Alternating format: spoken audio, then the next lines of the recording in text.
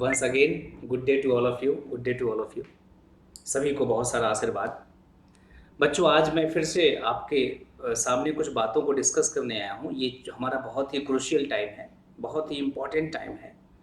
और इस टाइम में जो है हम अभी इस डायलेमा में भी हैं कि हमारा एग्ज़ाम नीट का 1 अगस्त को होगा या आगे और जाएगा, पोस्टपोन होगा। लेकिन बेटा कुछ भी हो, आप अपनी जो मेंटल स्टेबिलिटी है उसको बनाए रखिए। ये बहुत ज़रूरी है आपके लिए, बहुत ज़्यादा ज़रूरी है। क्योंकि एग्ज़ाम अगर लेट हो रहा है तो आप यकीन मानिए आपको लापरवाह नहीं होना है, बल्कि और ज़्यादा अपने आप को एनर्जाइज करना है। क्योंकि क्योंकि जो बच्चा पढ़ने वाला है, स्टूडियस है, जिसके अंदर आग भरी हुई है, वो तो ज़्यादा टाइम मिलने को और ज़्यादा अपना नसीब मान रहा है, खुशकिस्मती मान रहा है और ज़्यादा पढ़ने की कोशिश कर रहा है। और वो इस कोशिश में है कि वो भी जो है आकांक्षा सिंह और शोएब की तरह जो है ना, 720 में 720 ले आए। तो अगर हम अच्छे बच्चे हैं लेकिन हमारा एग्ज़ाम पोस्टपोन होने का इंतज़ार कर रहे हैं या उसकी वजह से हम कैजुअल हो रहे हैं या फिर लापरवाह हो रहे हैं, तो बेटा हम अपने सिलेक्शन को रोकने जा रहे हैं, हम अपने सिलेक्शन को पीछे ढकेलने जा रहे हैं। और यही हमारे लिए बहुत ही ख़राब स्थिति होने वाली है। और 720 में 720 आने का जो रीज़न है वो भी मैंने आपको बताया कि इन बच्चों को जो ज़्यादा टाइम मिला उसको इन्होंने अपने आप को पूरा फुलफिल करने में लगाया। पूरा फुलफिल मतलब कि इनके दिमाग में ये शायद मैसेज आने लगा होगा कि अब हमें पढ़ने के लिए कुछ बचा नहीं है, सब सिर्फ और सिर्फ रिवीजन करना है, रिवीजन करना है, रिवीजन करना है। और ऑफ कोर्स इनकी किस्मत ने भी साथ दिया, इनकी मेहनत को, है ना, किस्मत ने भी सलाम किया।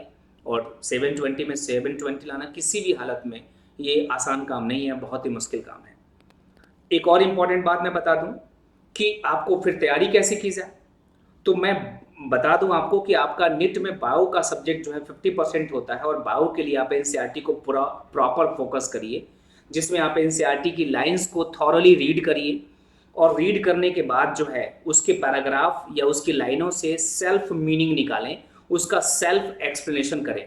ये आपके लिए बहुत ज़्यादा बेनिफिशियल होगा, फ़ायदेमंद होगा।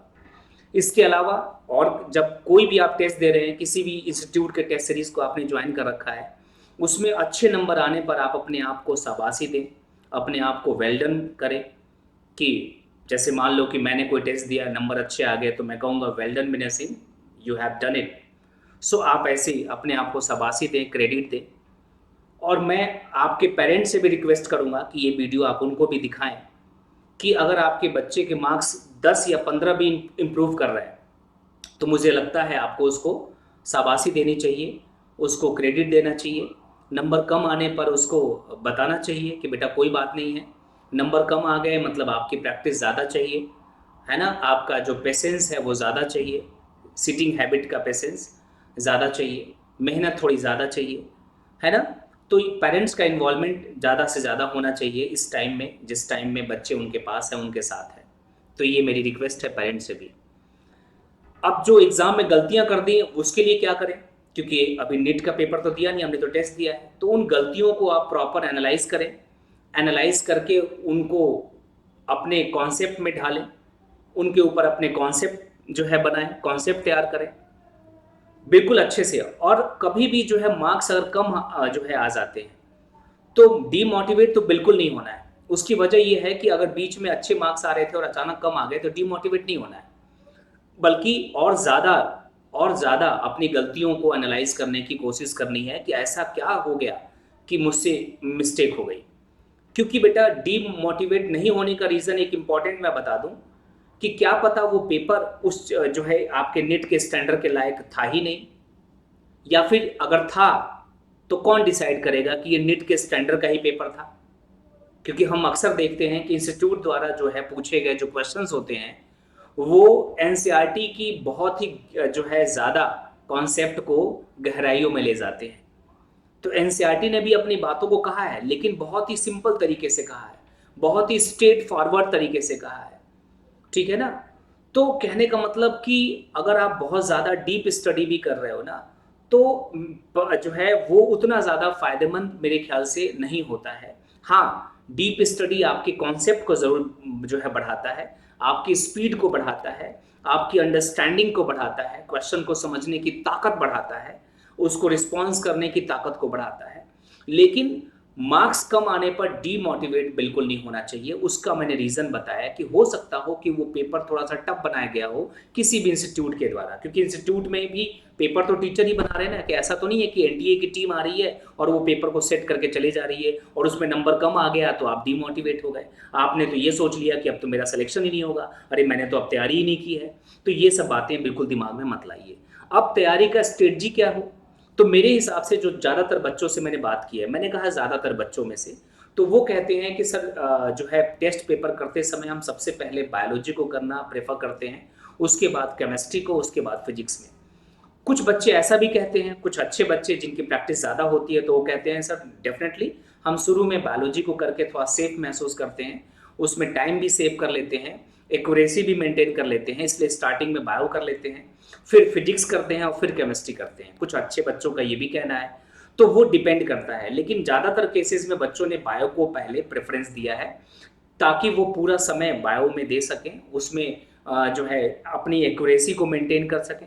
अब मार्क्स का क्या क्राइटेरिया है, मार्क्स का क्राइटेरिया ये होना चाहिए कि बायोलॉजी में आपके जो है 344 यानी कि 340 प्लस, अगर एक भी क्वेश्चन सही हो गया तो 344 आ गए, तो 340 प्लस यानी कि 344 मार्क्स मिनिमम आना चाहिए। 350 आ जाए और बढ़िया, 360 आ जाए और बढ़िया, क्योंकि बायोलॉजी आसान होती है तो 360 आना चाहिए। तो 344 बायोलॉजी में आप स्कोर करिए, केमिस्ट्री में 164 यानी कि 160 प्लस हमेशा स्कोर करिए। नीट का भी यही टारगेट बनाइए कि 160 प्लस 170 तो होना ही चाहिए। तो मान लीजिए केमिस्ट्री में हमने टारगेट बना दिया 164 मिनिमम टारगेट, और फिजिक्स में 140 प्लस का टारगेट बनाइए यानी कि 144 फिजिक्स में। तो जो है 44, 164 और 344 मिला करके हो गए 652, यानी कि ये हमारा मिनिमम बेंच मार्क हो गया 652। अगर हम अपना मार्क्स का मैनेजमेंट करते हैं तो 652 हो गया, और पिछले 10 सालों में ऐसा कभी नहीं हुआ होगा कि 652 वाले बच्चे को मेडिकल सीट ना मिली हो, गवर्नमेंट सीट ना मिली हो। ठीक है ना। यानी कि अब आपको क्या करना है कि बायोलॉजी में मेंटली तैयार रहना है कि हमें 4 क्वेश्चंस छोड़ देने हैं, करने ही नहीं है, हमें 4 क्वेश्चंस, मतलब उसके पीछे अपना टाइम वेस्ट ही नहीं करना है, दिमाग खराब ही नहीं करना है। तो 4 क्वेश्चन नहीं करना है। केमिस्ट्री में भी आपको 4 क्वेश्चंस नहीं करने हैं। फिजिक्स में आपको 9 से 10 क्वेश्चन नहीं करने हैं, फिर भी आपका सिलेक्शन हो गया। यानी कि यहाँ पे मैंने क्या फोकस किया कि नहीं करना, मैंने क्यों बोला, क्योंकि मेरा ये मानना है कि बच्चे को मिनिमम निगेटिव करना चाहिए या बिल्कुल निगेटिव नहीं करना चाहिए। और अगर ऐसा नहीं है तो हमें निगेटिव को मिनिमाइज करने पर और ज़ीरो पर जो है लाने का पूरा पूरा प्रयास करना चाहिए। ये हमारे लिए बहुत ही फायदेमंद रहेगा। डेली स्टडी का शेड्यूल क्या हो, तो डेली स्टडी के शेड्यूल में जो है मेरा ये मानना है कि अगर आप 7 घंटे या 8 घंटे पढ़ते हैं तो आपका 50% टाइम बायोलॉजी को डिवोट हो, बायोलॉजी मतलब जूलॉजी बॉटनी दोनों, और बाकी 50% टाइम में आप एक सब्जेक्ट जो है ले फिजिक्स, अगले दिन केमिस्ट्री को देखें, मतलब थॉरोली देखें, क्योंकि फिजिक्स में क्वेश्चंस का जो है सॉल्यूशन होना चाहिए, कॉन्सेप्ट डेवलपमेंट होना चाहिए, और केमिस्ट्री में प्रैक्टिस प्लस रिवीजन दोनों इंपॉर्टेंट होता है। तो ये कुछ बातें हैं जो मैंने कई बच्चों से जो है ना बात करके, जो बच्चे सेलेक्ट हो चुके हैं, जो बच्चों ने महसूस किया है एग्ज़ाम के टाइम पे अपने अंदर जो है स्थिति को, तो उनके आधार पे मैंने बताया और अपने खुद के एक्सपीरियंस से भी आपको बताया है। तो उम्मीद है इससे आपको बहुत मदद मिलेगी। So be positive, be confident, and just develop a fire within you to crack the NEET exam 2021. Best of luck to all of you.